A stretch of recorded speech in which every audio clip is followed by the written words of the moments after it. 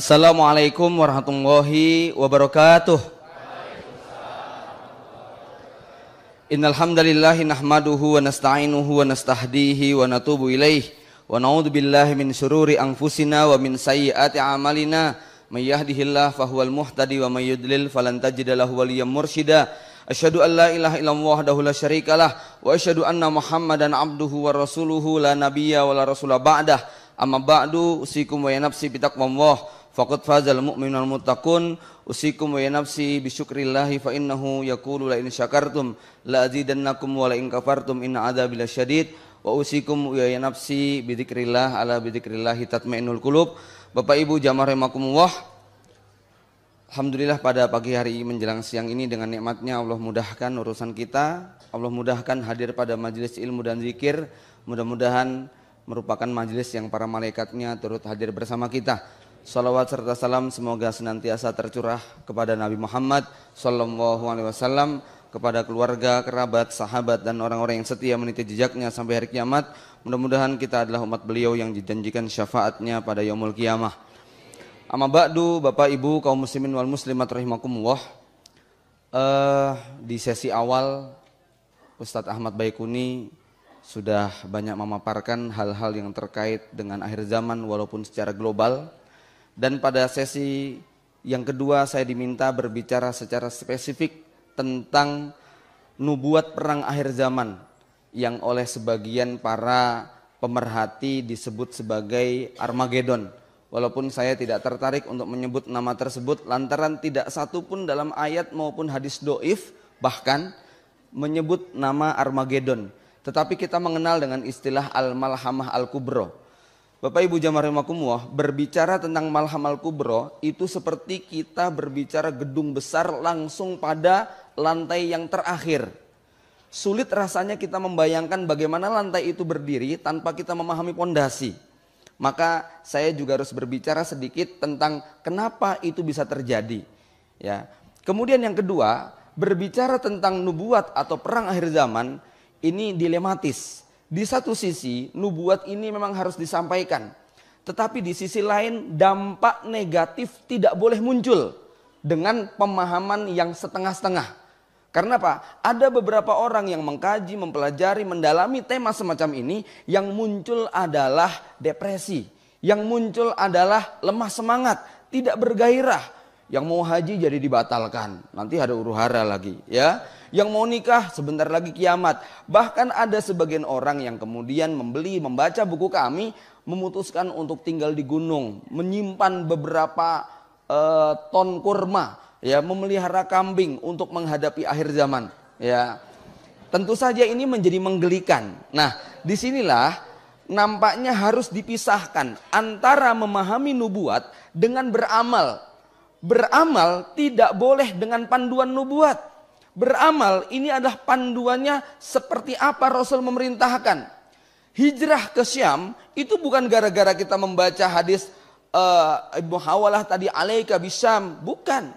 Ya, itu dalilnya tidak salah, tetapi prakteknya ini sangat butuh kepada bagaimana realitas. Anak, istri, keluarga yang mau kita tinggal, negeri yang mau kita tuju, kemudian fasilitas yang mau kita lewati dan sebagainya. Ini harus menjadi pertimbangan, bukan hanya baca dalil lalu jual aset. Ya, habis itu kemudian sudah natawakal ala Allah. Tentu tidak sesederhana ini. Kalau itu yang dijadikan sebagai panduan, akan banyak madorot yang ditimbulkan. Apalagi kalau itu dilakukan oleh seorang tokoh yang kata-katanya diikuti. Makanya Bapak Ibu jamaah rahimakumullah, mohon maaf, mungkin ada beberapa hal yang dalam hal ini kami tidak berani menyampaikan karena tidak semua kebenaran harus disampaikan. Ya, kebenaran yang disampaikan yang berdampak negatif kepada umat nampaknya harus ditunda sampai dia memiliki pemahaman yang benar.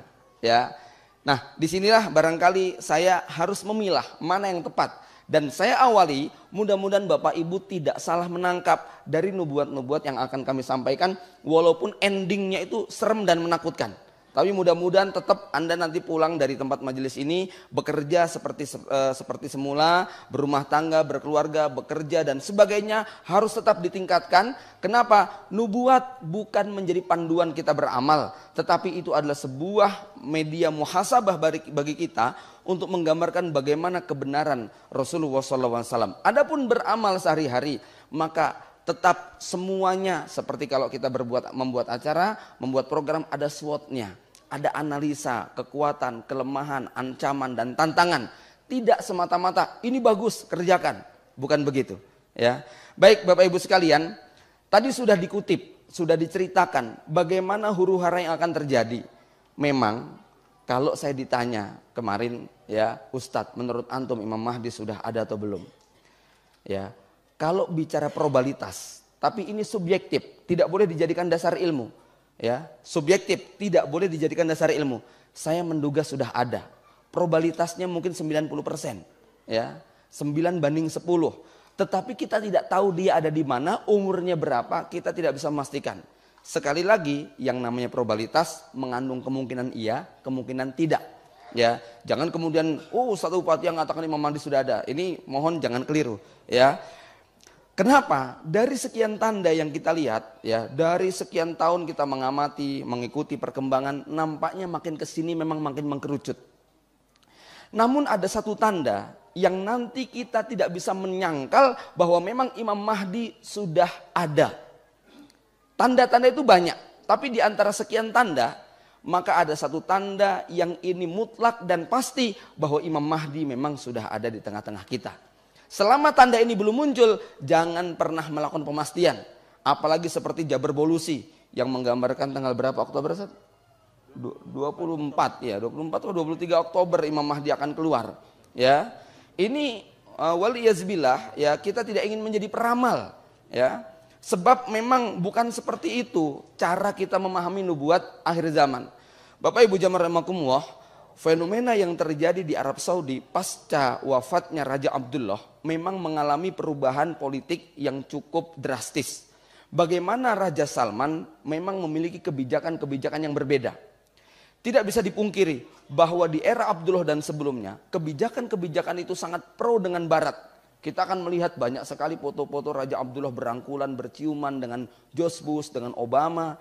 Ya, hal yang tidak terjadi pada zaman Raja Salman. Kita lihat bagaimana Obama datang, kemudian azan asar berkumandang, ditinggal oleh Raja Salman. Raja Salman menurut satu riwayat, beliau umur 10 tahun sudah hafid Quran. Beliau levelnya itu hanya gubernur. Tidak layak sebetulnya kemudian tiba-tiba naik sebagai seorang amir.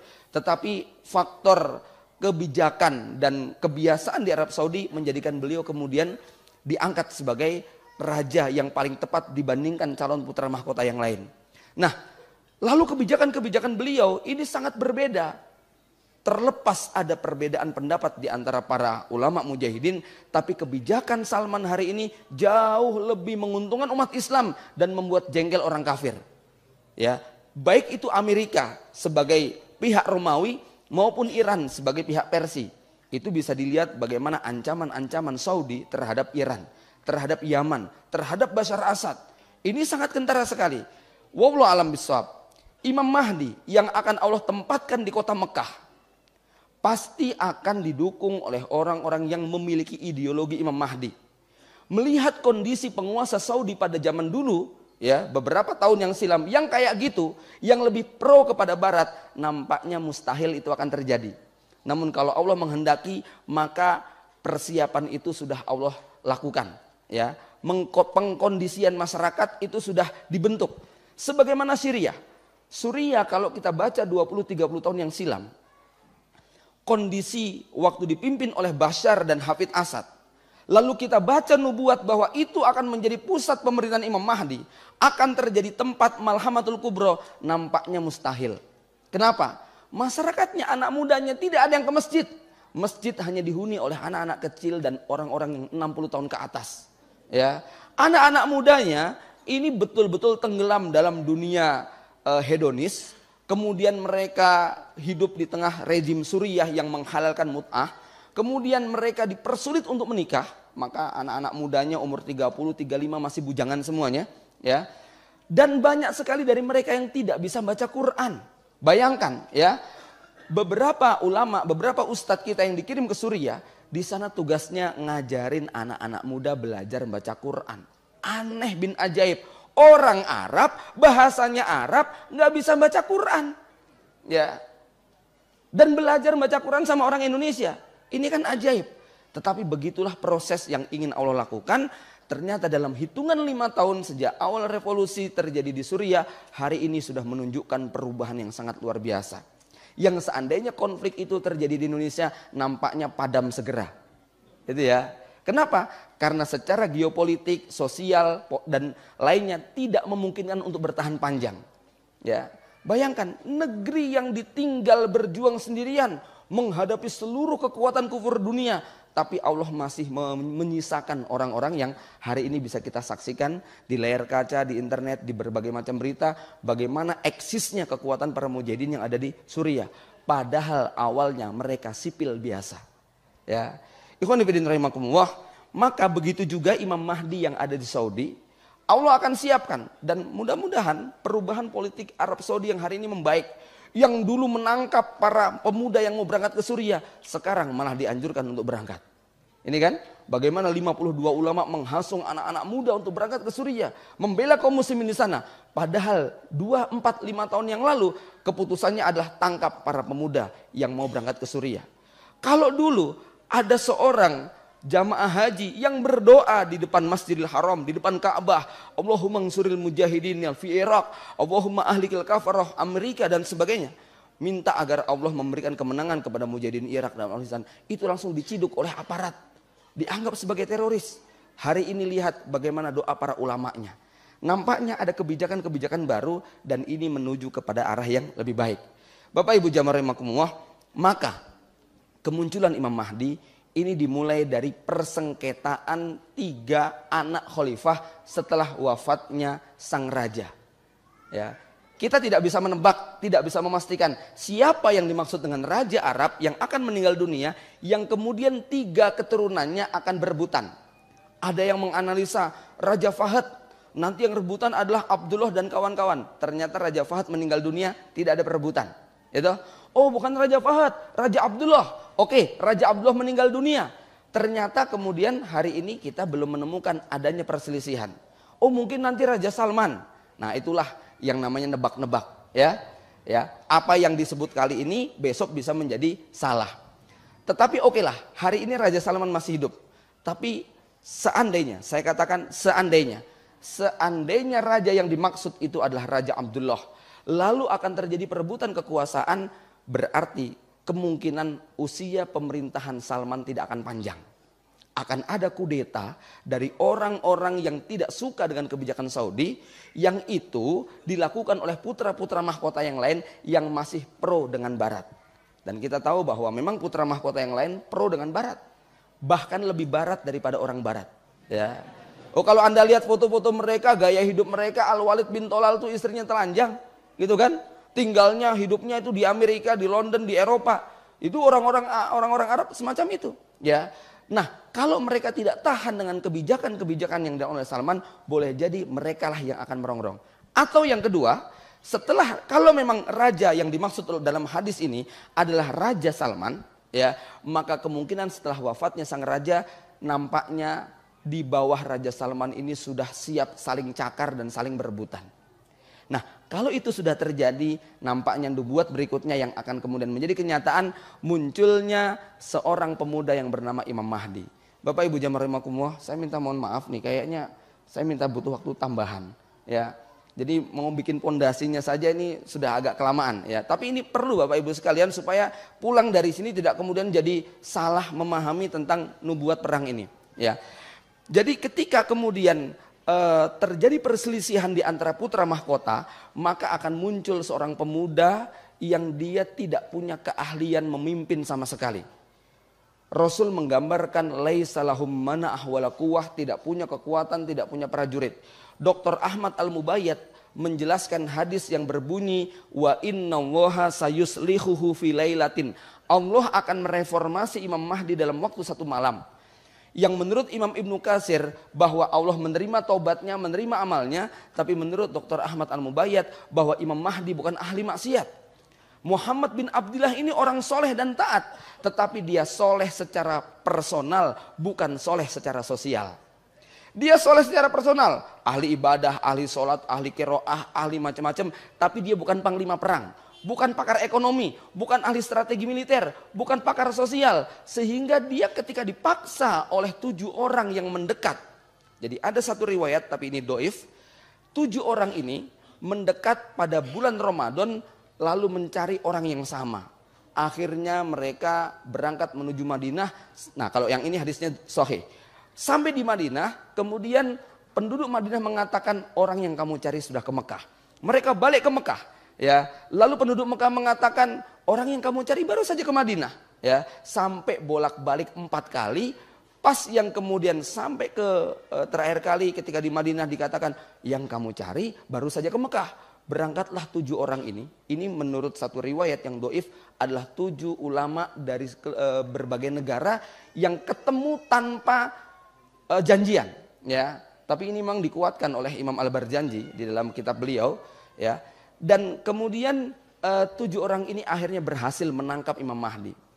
Begitu ditangkap langsung dikatakan, bukankah engkau Fulan bin Fulan, Muhammad bin Abdillah Al-Fatimi Al-Hasani Al-Quraisy? Lalu, pasti engkau yang dijanjikan oleh Rasulullah. Segera bentangkan tanganmu, kami akan berbaiat kepadamu. Tentu saja pemuda umur 40 tahun yang tidak punya kemampuan secara politik, sosial, ekonomi, militer dan sebagainya ketakutan. Oh saya bukan yang kau maksudkan, saya Fulan bin Fulan Al-Ansori, saya pelajar biasa, saya bukan yang kau maksud. Kami yakin dari ciri-ciri kamu adalah Imam Mahdi. Segera bentangkan tanganmu atau kamu akan menanggung dosa seluruh umat Islam. Karena setiap hari darah mereka tertumpah. Kamu ingin darah ini terus tidak berhenti. Ya. Akhirnya setelah dipaksa berdebat sampai larut malam, Imam Mahdi nyerah. Baik, kalau begitu aku terima baiat kalian. Ya, dibaiat oleh Imam Mahdi, lalu Imam Mahdi tertidur. Nah, waktu tidur itulah innallaha yuslihuhu fi lailatin. Allah menginstal, mereformasi Imam Mahdi dalam waktu 1 malam.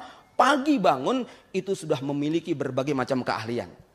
Jadi panglima militer, jadi pakar ekonomi, jadi ahli sosial, jadi ahli politik, jadi ahli strategi dan sebagainya. Nah, peristiwa inilah yang kemudian memunculkan satu huru-hara di bumi Syam. Ya, munculnya seorang penguasa bernama As-Sufyani.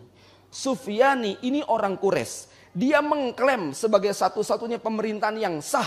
Di luar dia tidak sah. Ya, dia memaksa umat Islam di seluruh dunia untuk berbaiat kepada dia. Betapa marahnya dia berkuasa di Syam dan Irak. Ya, betapa marahnya As-Sufyani. Lagi-lagi jangan nebak-nebak. Ya, iya ini jadi fitnah masalahnya kalau nebak-nebak. Ya, kita sebut saja sebagaimana dalam hadis. Ya, Nabi tidak menjelaskan nama aslinya siapa, tetapi dia orang Quraisy. Kemudian dia mengklaim sebagai khalifah.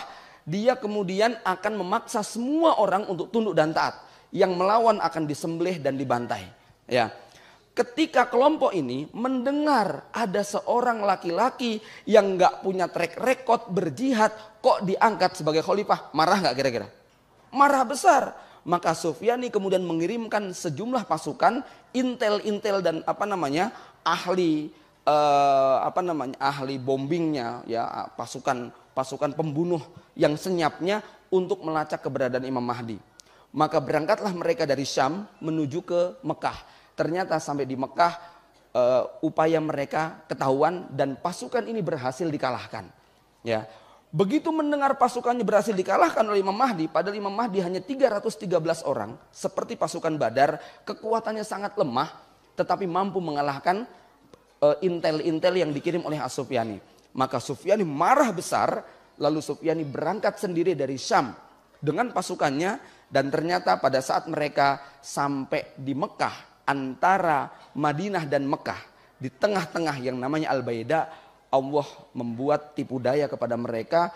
Terjadi gempa bumi di Jazirah Arab yang luar biasa, dan kemungkinan itu berbarengan dengan peristiwa munculnya api dari bumi Hijaz. Maka inilah Bapak Ibu sekalian, tanda yang paling pasti. Kalau kita pengen tahu Imam Mahdi sudah muncul atau belum, tunggu berita gempa bumi di Arab Saudi yang mengeluarkan api yang ketinggiannya bisa dilihat dari jarak Bandung Makassar. 1.200 km api itu bisa menyinari rumah-rumah kita. Saya pernah berjumpa dengan dokter pakar gempa, Dr. Gamal di Solo. Dia memperkirakan karena memang potensi untuk terjadinya gempa di Arab Saudi sangat tinggi dengan digerungnya kandungan minyak dan gas. Bisa dibayangkan potensi terjadinya ledakan itu sangat luar biasa, disimulasikan ketinggiannya 6 km. Ya, maka itulah yang wallahu alam. Sekali lagi kalau memang itu yang dimaksud, tepatlah apa yang dikatakan Nabi, la taqumus sa'ah hatta tahrujan nar min ardil Hijaz tudi'u a'naqal ibil bibusra. Kiamat tidak akan terjadi sampai muncul api di lembah Hijaz, Mekah dan Madinah, yang apinya bisa membuat onta-onta di Damaskus itu lehernya menyala. Ya, bayangkan itu, Hijaz dengan Damaskus itu jaraknya 1.200 km atau 800 mil. Itu bisa seterang itu. Maka Nabi kemudian menggambarkan pasukan yang depan, pasukan yang belakang, pasukan yang tengah, tenggelam semuanya. Bahkan yang lagi jalan-jalan, yang sedang di kebun, yang sedang di pasar, semua dibenamkan. Aisyah sampai protes, ya Rasulullah, kok bisa? Kan mereka tidak ikut-ikutan perang. Iya, mereka tidak ikut, tapi mereka ditenggelamkan semuanya dan mereka dibangkitkan pada hari kiamat menurut niatnya masing-masing. Yang bergabung dengan pasukan Sufyani, maka mereka akan masuk neraka karena mereka akan memerangi seorang Imam Mahdi. Tetapi yang mereka tidak sengaja lewat, tidak sengaja ikut atau dipaksa, maka Allah akan menghisap menurut niat masing-masing. Inilah peristiwa politik pertama yang akan terjadi di bumi Mekah setelah dikalahkannya pasukan As-Sufyani. Maka sekali lagi tidak usah memperkirakan Imam Mahdi sudah muncul atau belum. Tunggu berita gempa bumi di Arab Saudi.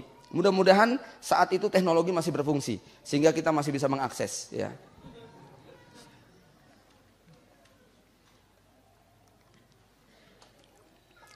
Berita tentang kemenangan Imam Mahdi dan tenggelamnya Sufyani ini akan menjadi hot news ya.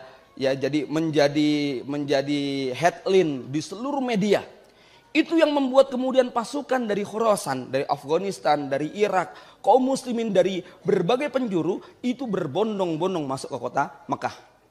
Inilah yang kita kenal dengan pasukan Ashabu Royatisud. Itulah kenapa Nabi mengatakan setelah peristiwa perebutan kekuasaan akan muncul bendera-bendera hitam dari arah Khorasan. Nampaknya inilah satu-satunya hadis yang dianggap paling sahih tentang Ashabu Royatisud. Adapun selain daripada riwayat ini, semua derajatnya rata-rata doif atau mungkar. Ya. Tetapi kedoifan dan kemungkaran hadis tidak menghapuskan kebenaran adanya pasukan Panji Hitam yang akan bergabung dengan pasukan Imam Mahdi. Nah, Bapak Ibu jamaah rahimakumullah, seperti Rasulullah yang singgah hijrah ke kota Madinah. Langkah awal Rasul itu menjalin hubungan dengan Yahudi dan Nasrani di tempat. Membuat perjanjian damai. Inilah yang akan dilakukan oleh Imam Mahdi setelah menguasai Arab Saudi. Maka seperti disebutkan di dalam hadis ya, takzuna jaziratul Arab. Kalian nanti akan memerangi bangsa Arab. Fayaftahuhallah, lalu Allah akan memberikan kemenangan. Jadi langkah pertama seluruh jazirah. Jazirah itu meliputi yang namanya Arab Saudi, Uni Emirat, Qatar, Bahrain, Kuwait, ya, Yaman, Oman, ini masuk dalam wilayah jazirah. Kita tahu yang namanya jazirah ya, hari ini berada dalam cengkraman barat. Para pemimpinnya, penguasanya itu pro barat semuanya. Ya, pro Romawi. Tetapi kemudian ya, yang terjadi adalah bahwa setelah Imam Mahdi berkuasa di sana, wallahu a'lam bishawab. Hari ini kalau para pemuda Yaman, Oman, Qatar, Bahrain sudah banyak yang memiliki semangat jihad, begitu besok Imam Mahdi berkuasa di Arab Saudi, kira-kira kayak apa mereka? Luar biasa semangatnya. Saat itulah Barat akan ketakutan. Padahal investasi mereka di Arab Saudi dan Jazirah itu luar biasa. Entah berapa triliun nilainya. Tentara Amerika yang ada di Arab Saudi saja mencapai 400.000 orang. Dengan keluarga, anak istrinya. Mereka bikin sekolahan, mereka bikin perkampungan. Sampai semacam itu. Ya. Maka melihat kaum muslimin yang sudah mulai bersatu, Amerika dan Eropa menghitung ulang kalau mau ngelawan. Maka kata Nabi SAW lanjutannya adalah summa takzuna Faris. Setelah seluruh jazirah Arab dikuasai, maka apa? Langkah berikutnya adalah penaklukan Persia. Kenapa Persia harus ditaklukkan? Siapa itu Persia? Hari ini kita bisa lihat bagaimana Iran didukung oleh kekuatan yang namanya Rusia, Cina, Korea. Ini adalah satu imperium. Sebagaimana dulu Bapak Ibu sekalian kita tahu kekuatan itu simbolnya cuma 3. 1 Romawi yang ada di sebelah barat, 2 Persia yang ada di sebelah timur, 3 Islam yang ada di antara tengah-tengah keduanya. Ya. Di akhir zaman kata Rasulullah, "Utum haitsu badatum." Kalian akan kembali lagi seperti dulu kalian memulai. Salah satu makna yang kami paparkan adalah eskalasi politik ya, kemudian akan terbelah mengkerucut menjadi 3 kelompok besar. Kelompok Romawi, ya, kemudian kelompok Persia dan kelompok Islam. Saya khawatir Indonesia ini kalau kita lihat-lihat agak lebih dekat kepada Persia. Apa buktinya? Investasi Cina luar biasa. Kedekatan para pejabat dan penguasanya kepada Iran itu sudah fakta. Maka Arab Saudi membaca ini semuanya, mereka pengen juga tanam saham di Indonesia. Ya, walau alam, mudah-mudahan nanti kita lebih dekat kepada Arab Saudi. Ya, saya dengar Presiden Jokowi menerima berapa triliun dari Arab Saudi gitu ya. Kemarin sudah datang, kemudian minta kuota haji, kemudian Arab Saudi akan berinvestasi dan lain sebagainya. Ya, kemudian saya dengar bagaimana Ustadz Yusuf Mansur diundang ke Saudi. Ini Arab Saudi memang pengen merebut hati bangsa Indonesia. Maka kemudian kemudahan untuk kuliah di Mekah, Madinah, Libya dan sebagainya itu dilebarkan. Kenapa? Iran melakukan serangan yang luar biasa. Bagaimana Iran corner ini di mana-mana di kampus-kampus ada. Dan pengiriman ribuan mahasiswa Indonesia ke Iran itu luar biasa. Ini Indonesia termasuk yang diperebutkan. Ya, mudah-mudahan nanti bangsa Indonesia lebih dekat kepada Arab Saudi yang akan menjadi pusat kekhilafahan Imam Mahdi. Bapak Ibu jamaah rahimakumullah. Nah, ketika kemudian Arab Saudi dan seluruh jazirah berhasil dikuasai, pada saat itulah terjadi peristiwa perjanjian damai. Ya, antara siapa? Antara kita dengan Amerika. Antara umat Islam dengan Amerika dan Eropa. Kenapa kita berdamai dengan mereka? Ya, yang minta damai walau alam nanti siapa duluan, ya. Tetapi memang strategi Islam jangan pernah memecah front peperangan di banyak tempat. Inilah strategi Imam Mahdi, inilah strategi Rasulullah. Singgah di Madinah nggak langsung nantang Yahudi. Nggak langsung nantang Nasrani. Tetapi apa? Sepakati musuh bersama. Yaitu musuh yang di luar kota Madinah. Ya, maka Yahudi diikat, Nasrani diikat. Perjanjian damai supaya tidak saling mengganggu.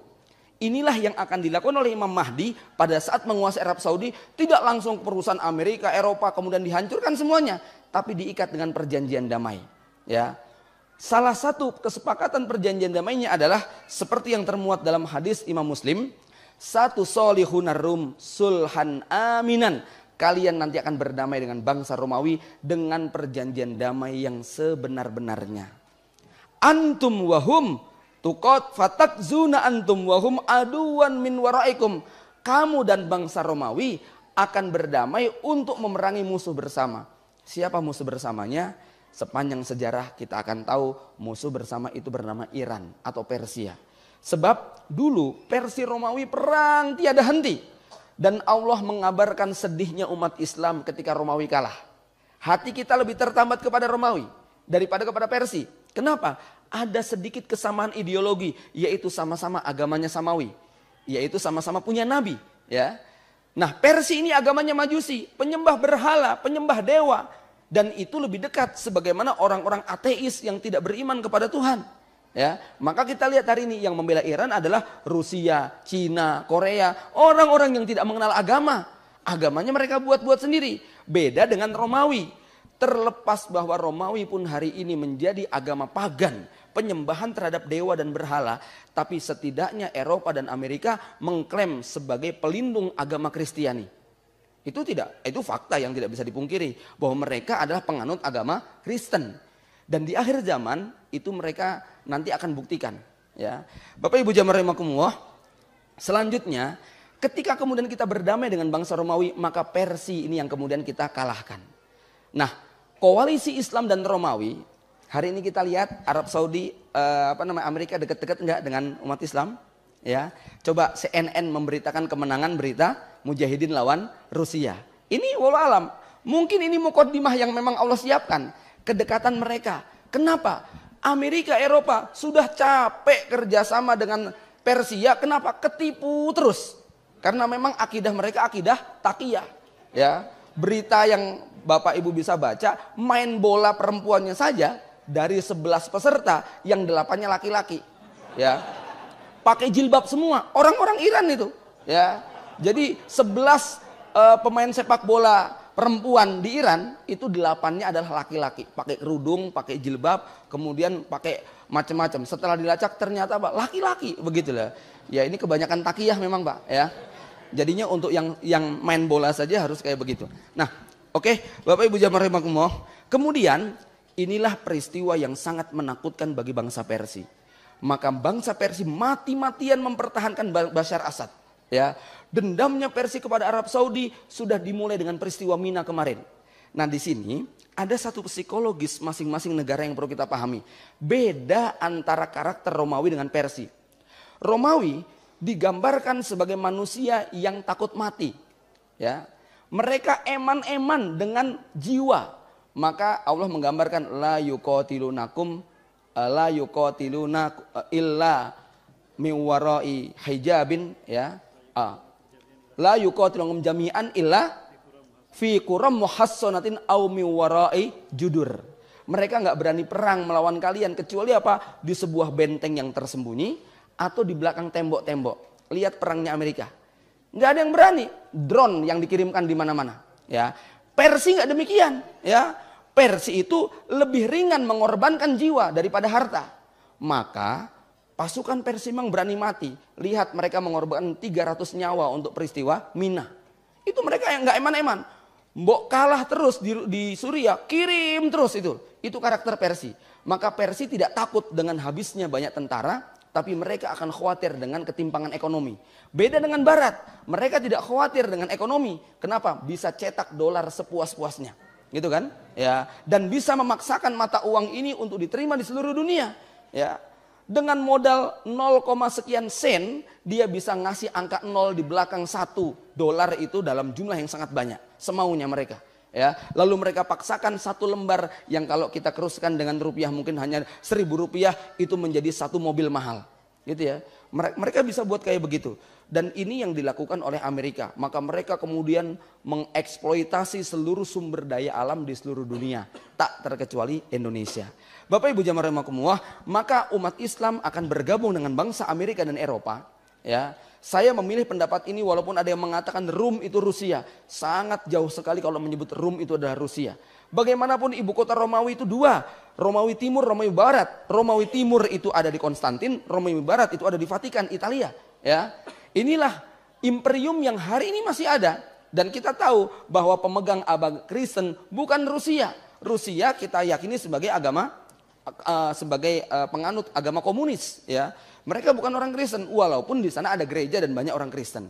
Bapak Ibu jamaah rahimakumullah, inilah perang terakhir dengan bangsa Persia yang betul-betul akan menghabisi seluruh kekuatan Persia.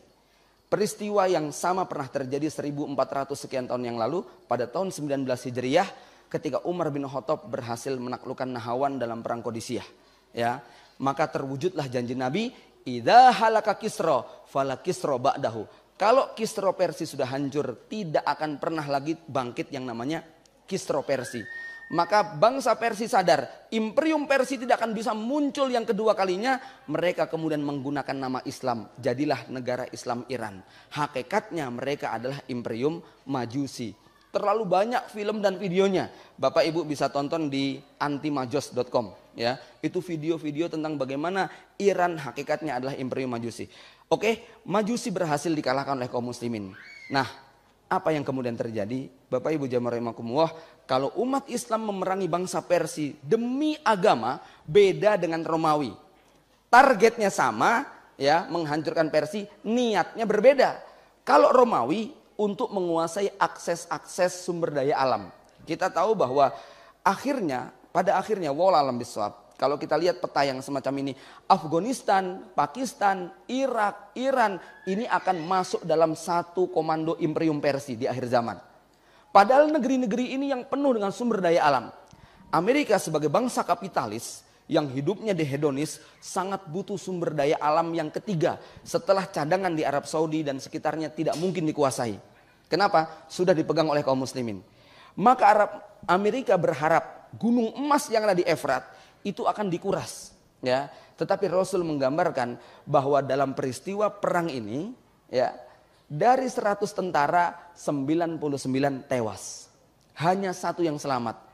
Dan Imam Mahdi akan mengingatkan umat Islam, jangan pernah jangan pernah mendekati atau mengambil secuil pun emas yang ada di Sungai Efrat.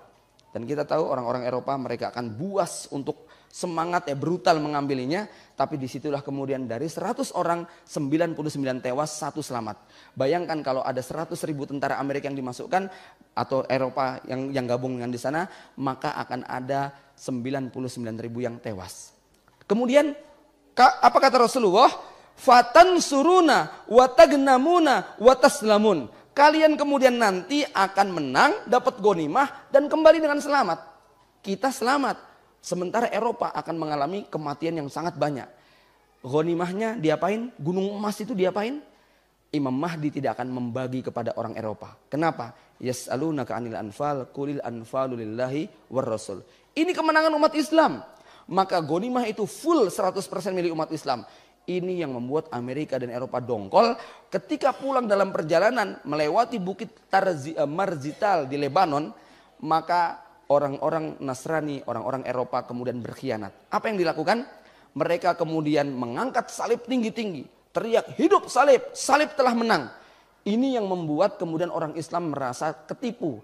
Akhirnya orang ini dijongkrokkan, jatuh meninggal dunia. Itulah yang dijadikan alasan bagi orang-orang Nasrani di Eropa untuk memerangi kaum muslimin. Bapak Ibu jamaah rahimakumullah, Sulhul Hudaybiyah. Siapa yang membatalkan? Orang Quraisy. Kenapa? Ternyata perjanjian yang awalnya dianggap menguntungkan, di akhir perjalanan merugikan. Perjanjian damai dengan Imam Mahdi awalnya dianggap menguntungkan. Tetapi ternyata dalam proses perjanjian damai itu, ada satu peristiwa luar biasa yang menjadi dampak. Apa itu? Migrasi massal orang-orang Eropa masuk Islam, bahkan sampai prajurit dan tentara Romawinya. Maka nanti dalam perang Malhamatul Kubra, kalimat pertama yang diucapkan oleh jenderal Romawi apa? Kembalikan saudara-saudara kami yang masuk Islam. Gitu ya. Lalu apa kata pimpinan kaum muslim? Tidak bisa, mereka sudah menjadi saudara kami, demi Allah kami tidak akan mengembalikan mereka kepada kalian. Bapak Ibu jamaah rahimakumullah, ketika terjadi perjanjian damai, ini perjanjian damai tenanan Pak, ya, bukan nyerah. Perjanjian damai yang hari ini terjadi itu bukan damai, tapi nyerah. Kenapa? Habis perjanjian damai senjata dilucuti. Tapi perjanjian damai dengan Imam Mahdi itu kedudukannya betul-betul duduk sama rendah, berdiri sama tinggi. Kaum muslimin bebas berdakwah, sebagaimana bebasnya Rasul mengirimkan surat-surat dakwah ke luar negeri. Saat itulah Eropa yang tadinya Islamic phobia, ya, phobia terhadap Islam. Karena media, salah satu poin perjanjian damai, tidak boleh menghina, tidak boleh mencaci, tidak boleh menghina simbol-simbol agama kami juga tidak akan menghina simbol-simbol agama kalian. Kami akan menghormati simbol agama kalian harus menghormati simbol agama kami. Kami tidak akan menghancurkan gereja, kalian tidak boleh menghancurkan masjid. Kami tidak akan membunuh warga kalian tidak boleh membunuh warga kami. Maka inilah waktu umat Islam berdakwah luar biasa, betapa terkejutnya sipil Eropa demi menyaksikan Islam tidak sebagaimana yang mereka lihat di layar kaca. Ya, Islam ternyata damai, adil, lembut, sopan, santun, luar biasa. Ini yang membuat rakyat Eropa berbondong-bondong masuk Islam. Dan itu yang disebutkan Nabi, tidak akan terjadi kiamat sampai bangsa Eropa berbondong-bondong masuk ke dalam agama Islam. Bapak Ibu jamaah rahimakumullah, ini sudah membuat orang Eropa mikir. Ini kalau diterus-terusin, habis rakyat kita. Ya, antum bisa bayangkan, ya, yang namanya kaum muslimin yang pindah ke Eropa, mereka anaknya banyak. Sementara orang-orang Eropa, Anda bisa lihat, suami istri anaknya 1-2. Lihat turis-turis Eropa yang datang ke Bandung, bawa anak nggak Pak? Ya, orang seperti saya jalan berdua istri, kira-kira bisa nggak Pak dalam waktu lama? Nggak bisa, anaknya mau taruh di mana? Ya. Tapi mereka bisa loh, sampai umur 40-50 tahun jalan-jalan cuma berdua. Mereka mau enak, nggak mau anak, ya. Jadi itu yang membuat mereka kemudian mikir umat Islam berbondong-bondong memasuki negeri Romawi, sementara kemudian mereka nggak mau punya anak, umat Islam anaknya banyak, ya.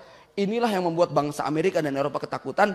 Akhirnya pengkhianatan dilakukan dengan membunuh, dengan mengangkat salib. Lalu di situ Eropa punya alasan untuk menyerang kaum muslimin. Terjadilah peristiwa yang namanya Malhamatul Kubro. Mohon maaf Ustaz ya, saya minta waktu lagi kayaknya nih. Ya. Oke, ya, mudah-mudahan ya. Nah, kenapa bisa terjadi peristiwa Malhamatul Kubro? Ini perang yang digambarkan sebagai perang kembali ke zaman unta. Pakai pedang dan kuda, pakai tombak dan anak panah. Nggak pakai jet, nggak pakai rudal. Kenapa bisa terjadi demikian? Satu, Malhamah Kubro terjadi hanya beberapa tahun sebelum keluarnya Dajjal. Tadi hadis sudah kita bacakan. Urutannya adalah penaklukan Arab, penaklukan Persia, penaklukan Romawi, kemudian apa? Dajjal. Jadi penaklukan Romawi ini beberapa saat saja sebelum Dajjal keluar. Dan Nabi mengatakan wa inna qabla khuruji Dajjal salasu sanawatin syidat. 3 tahun sebelum Dajjal keluar ada 3 tahun kekeringan ekstrim. Hujan tidak turun, tumbuhan tidak keluar. Tidak setetes pun pada tahun yang ketiga air yang turun ke bumi, tidak ada selembar daun hijau yang tumbuh. Setiap binatang berkuku belah akan mati. Sahabat bertanya, terus makan dari mana ya Nabi? Maka Nabi mengatakan at-takbir wa tasbih wa tahmid yajri mujra ta'am. Makanan kita adalah zikir. Ya, nah inilah zikir akhir zaman yang kemudian menginspirasi saya menulis tentang zikir akhir zaman. Bapak Ibu jamaah rahimakumullah, kemudian ya kita bisa bayangkan, mari kita lihat dampak susulan daripada peristiwa ini. Ya, kekeringan ekstrim itu berdampak kepada tanaman nggak ada, otomatis semua pabrik industri manufaktur berbasis nabati gulung tikar. Ya toh, pabrik makanan, pabrik minuman, pabrik gandum, pabrik beras, pabrik minyak, semua gulung tikar. Ya, kalau pabriknya gulung tikar, toko-tokonya gulung tikar aja Pak, tidak ada supply, kelaparan, kekeringan. Maka pada saat itu berapa ratus juta, berapa miliar karyawan yang akan dipecat.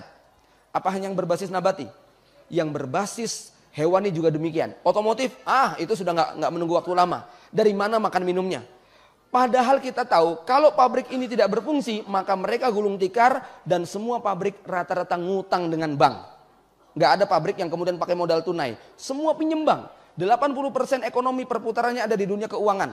Ya, baik di bursa maupun di perbankan. Bagaimana kalau kemudian seluruh industri ambruk, bank akan ambruk. Kalau bank sudah ambruk, masih nyetak mata uang kertas nggak Pak? Ya, bagaimana bisa menyetak mata uang? Kalau sudah nggak nyetak mata uang, pegawai negeri sipil yang di Indonesia jumlahnya jutaan, masih dapat gaji nggak kira-kira? Ya, bisa dibayangkan dampak susulannya saat itu manusia betul-betul mengalami gonjang-ganjing. Kalau itu kemudian sudah berhenti, kita bisa bayangkan nasib industri yang lain, teknologi, minyak, kemudian listrik, siapa yang mengendalikan? Inilah masa yang sangat kacau. Yang kedua, sebelum Malhamatul Kubro, kondisi dunia mengalami instabilitas yang mencapai puncak stadium tertinggi sampai berdampak pada seluruh lini kehidupan, politik, sosial, ekonomi, dan geografi. Ya.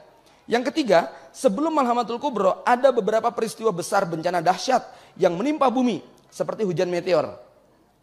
Athar yang menggambarkan adanya hujan meteor pada masa Imam Mahdi ini adalah athar yang hasan. Disahihkan oleh Dr. Ahmad Mubayyad bahwa tanda kemunculan Imam Mahdi diantaranya adalah hujan meteor.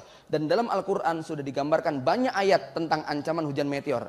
Ini akan menjadi kenyataan ya di masa-masa nanti menjelang Imam Mahdi.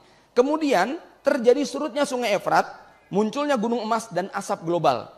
Ketika kemudian meteor itu menghantam, maka akan muncul asap global yang luar biasa. Yang Nabi menggambarkan dampak asap ini mengerikan. Orang kafir akan mengalami peristiwa kulitnya terbakar, melepuh, telinga, mata, hidung, bahkan duburnya mengeluarkan cairan. Kita bisa bayangkan asap lokal yang terjadi di Pekanbaru, di Jambi, yang membuat penduduknya itu 1 bulan lebih tidak melihat sinar matahari. Itu dampaknya sudah seperti itu. Padahal itu hanya asap kebakaran. Sementara asap global yang timbul dari bencana alam dalam bentuk hujan meteor bukan hanya menimbulkan penyakit ispa, tapi ini akan menaikkan virus, bakteri, kuman yang menyebar dengan sangat cepat. Matahari tidak terlihat, ketutup dengan asap, dan ini asap siksa. Maka bisa kita bayangkan, jemur baju nggak kering-kering, ya. Kemudian kondisi kita ini banyak yang sakit.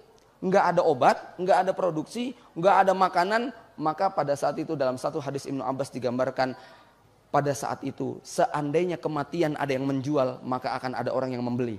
Ya, saking orang pengen mati, nggak tahan hidup yang seperti itu. Inilah masa-masa sebelum Dajjal keluar. Jadi bisa kita bayangkan, yang mengalami kembali ke zaman onta bukan hanya mereka yang di Suriah, tapi ini akan juga kita alami.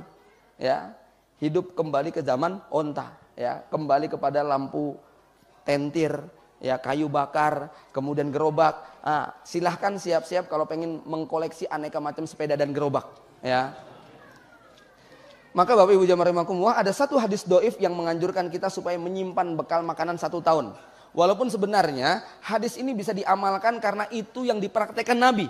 Nabi SAW itu menjatah 9 orang istrinya masing-masing per tahun 20 wasak gandum dan 60 wasak kurma.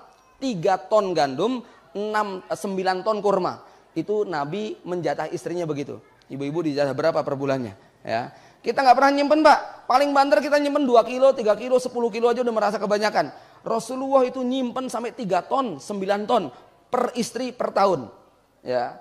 Maka menghadapi perang akhir zaman nanti bangsa Eropa yang lebih siap. Mereka sudah menyiapkan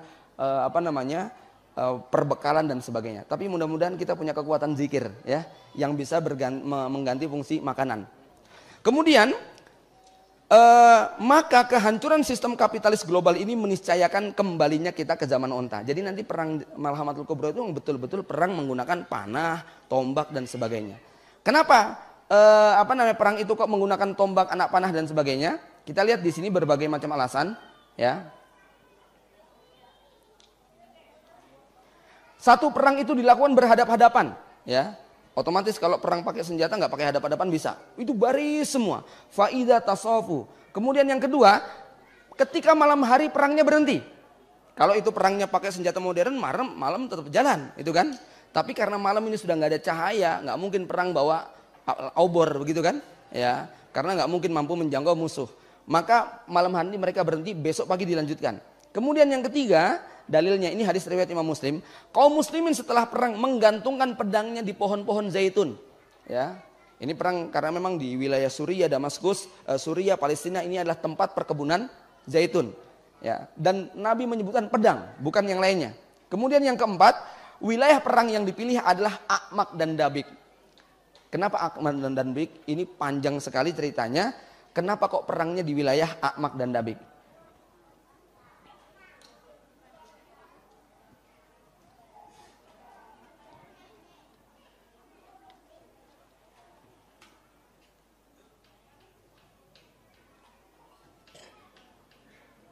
Nah, A'maq dan Dabik ini adalah jadi Amerika dan Eropa akan menjadikan Konstantinopel atau Turki akses untuk masuk. Kenapa? Jalur darat yang paling memungkinkan adalah lewat Turki. Jadi Turki merupakan pintu gerbang. Maka Amerika dan Eropa akan meletakkan pasukannya di wilayah Turki. Jadi di akhir zaman Turki akan berkhianat, dia pro kepada Eropa. Sebagaimana hari ini Turki pun secara politis lebih dekat kepada Eropa. Walaupun secara geografis, ya, secara ideologis mereka masuk kepada Islam, Arab. Tetapi secara politis mereka lebih dekat kepada Eropa. Di akhir zaman, walau alam, kalau nanti Erdogan sudah diganti, lalu kemudian presidennya itu sangat-sangat sekuler, maka Turki akan dibawa kembali menjadi sekuler. Ya. Nah, ini mereka akan bergabung dengan Eropa dan Amerika. Maka kata Nabi, setelah penaklukan bangsa Romawi, ya, langkah berikutnya kata Nabi adalah penaklukan Konstantinopel. Kenapa? Penaklukan ini sebagai hukuman kepada bangsa Turki yang berkhianat karena menyediakan halaman rumahnya sebagai tempat parkirnya 960.000 tentara Amerika dan Eropa. Ya, mereka menggunakan pasukan berkuda menyeberang dari Eropa, memasuki Turki, memasuki Damaskus.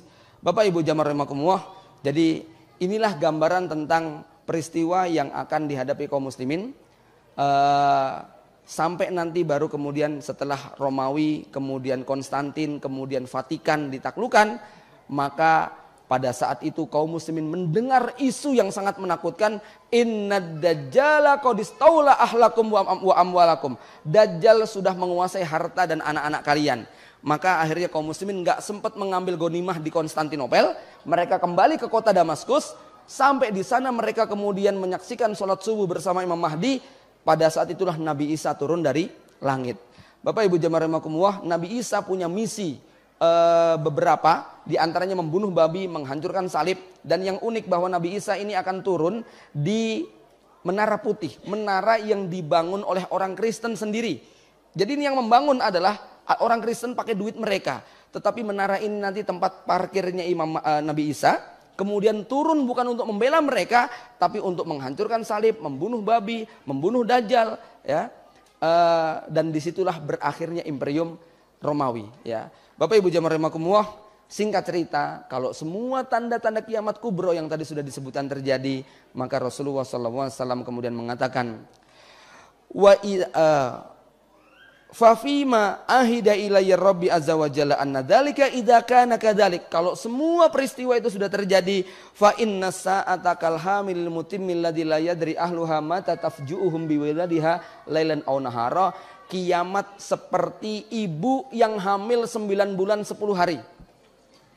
Yang suaminya, anaknya, bapaknya nggak ngerti. Mata tafju'uhum biwiladiha lailan aw nahara, kapan dikejutkan dengan kelahiran sang jabang bayi, apakah siang atau malam. Ya, pembukaannya sudah satu, tapi kan nggak tahu detik keberapa nanti akan lahir. Begitulah umat manusia di akhir zaman, ketika seluruh tanda-tanda sudah menjadi kenyataan, maka kiamat seperti wanita yang hamil 9 bulan 10 hari, yang manusia tidak ngerti kapan kiamat akan tiba. Pada saat itulah kemudian Allah memerintahkan malaikat Israfil untuk meniup sangkakala dan berakhirlah kehidupan dunia. Wallahu a'lam bishawab, demikian yang dapat saya sampaikan. Mohon maaf dengan segala ketergesaan karena waktu yang sangat terbatas. Mudah-mudahan kajian ini tidak membuat kita ciut nyali, tapi justru meyakini kebenaran janji Nabi sallallahu alaihi wasallam. Aku qouli hadza, assalamualaikum warahmatullahi wabarakatuh. Waalaikumsalam warahmatullahi wabarakatuh.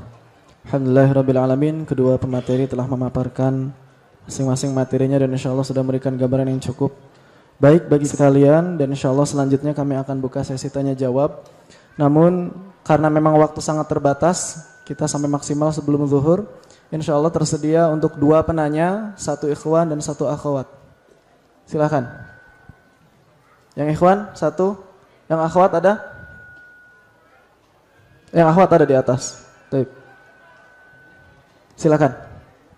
Sebutkan namanya dan pertanyaannya ditujukan pada siapa?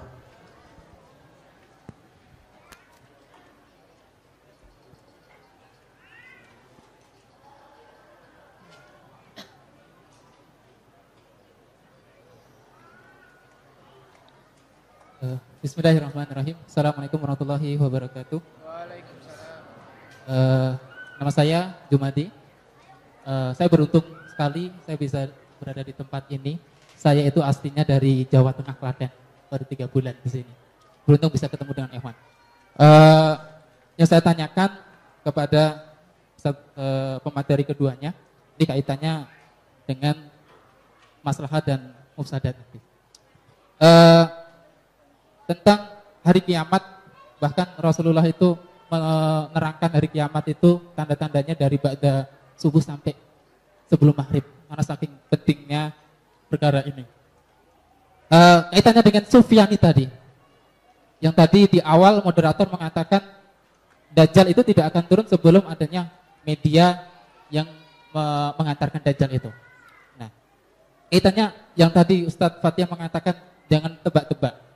Sufyani yang ada di Syam hari ini itu mengatakan atau menunjukkan itu sebagai perusak simbol-simbol Islami.